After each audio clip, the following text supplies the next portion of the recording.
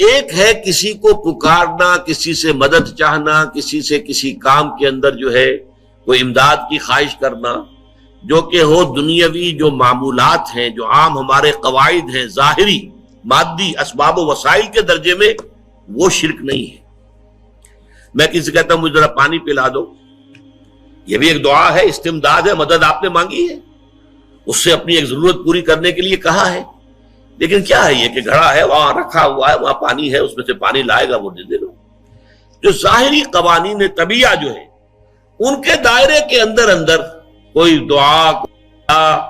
کوئی استمداد، کوئی استعانت، کوئی استغاثہ، اس میں کوئی حرج نہیں۔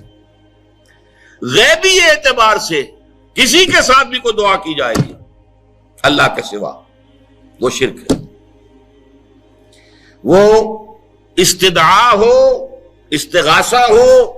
استعانت ہو، استمداد ہو، استنصار ہو، کچھ بھی ہو، غیبی طور پر دنیا کے معروف طریقوں میں اور جو ہمارے طبعی قوانین ہیں ان کے دائروں کے اندر اندر مدد مانگنا، اس میں قطعاً کوئی شرک نہیں ہے، توحید ہے۔ البتہ اس میں بھی ایک باریک نکتہ ہے۔ ایک بزرگ تھے جو فوت ہو گئے، انہوں نے یہ بات مجھے جس طرح سمجھائی تھی وہ آج بھی میں ان کا مشکور ہوں کہ دنیا میں عام قاعدے قانون کے تحت بھی کسی سے کچھ کہنا کہ بھائی میرا یہ کام آپ کر دیجئے، آپ کر سکتے ہیں، ایک دفعہ کہنا جائز ہے، دوسری مرتبہ یاد دلا دینا کہ شاید بھول گئے، وہ بھی جائز ہے، تیسری مرتبہ کہنا شرک ہو جائے گا۔ تم نے یہ سمجھا ہے کہ تمہارا کام یہی کر سکتا ہے، کام کرنے والا تو اللہ ہے۔ لا فاعل فی الحقیقت ولا مؤثر الا اللہ، حضور نے فرمایا کہ اگر تمہیں جوتا باندھنے کا تسمہ درکار ہو تب بھی اللہ سے مانگو، کسی کے سامنے سوال کا جو ہاتھ جو ہے وہ دراز نہ کرو۔ اللہ نے تمہیں ایک عزت نفس دی ہے، اس عزت نفس کو دہلا نہ بناؤ، کسی کے سامنے جو ہے اپنا ہاتھ پھیلا دینا، اپنی عزت نفس جو ہے تو ختم کر دینا ہے، مت مانگو کسی سے کچھ۔ لیکن یہ کہ ٹھیک ہے دنیا میں کام چلتا ہے۔ حضور کا شکی شان تو یہ تھی کہ اگر آپ سواری پر ہوتے تھے اور آپ کی چھڑی گر گئی تو سواری کو بٹھا کے اس سے اتر کر چھڑی خود اٹھاتے تھے، آپ کسی اپنے ساتھی سے یہ نہیں کہتے تھے کہ میری چھڑی پکڑا دو گے۔ آپ کی تو غیرت کا عالم جو ہے وہ بہت بلند تھا، بہت بلند تھا، بہت بلند تھا۔ لیکن دنیاوی عام طریقے سے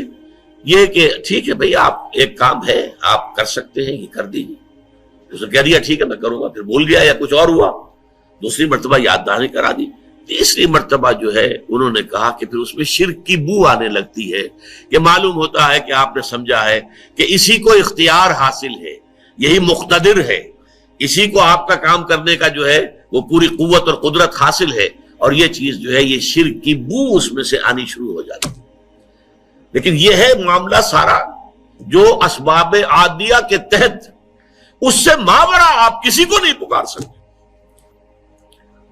دیکھیے سب سے بات نکتے کی بتا دوں آپ کو، فرشتے کو تو ہم مانتے ہیں نا،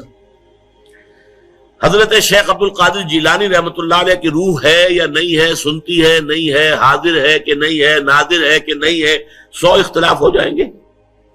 اختلافات کی تو گنجائش ہے نا۔ فرشتہ ہے یا نہیں ہے، وہ تو فرشتہ تو ہے، آپ کے دونوں کندھوں پہ بیٹھا ہوا ہے، کرامن کاتبین ہے کہ نہیں ہے، یرسل علیکم حفظہ، آپ کے جو باڈی گارڈ اللہ فرشتہ نہیں بھیجتا، لیکن آپ فرشتے سے بھی نہیں کہہ سکتے کہ میرا یہ کام کرو۔ فرشتے کے وجود پہ تو کوئی شک نہیں ہے، یا جبرائیل میرا یہ کام کرو، قطعاً نہیں، غلط، شرک۔ لا تدعو مع اللہ احدا، اللہ کے سوا پکارنا کسی کو نہیں ہے، دعا کسی سے نہیں ہے، استغاثہ کسی کا نہیں ہے، استعانت کسی سے نہیں ہے، استمداد کسی سے نہیں ہے، استنصار کسی سے نہیں ہے۔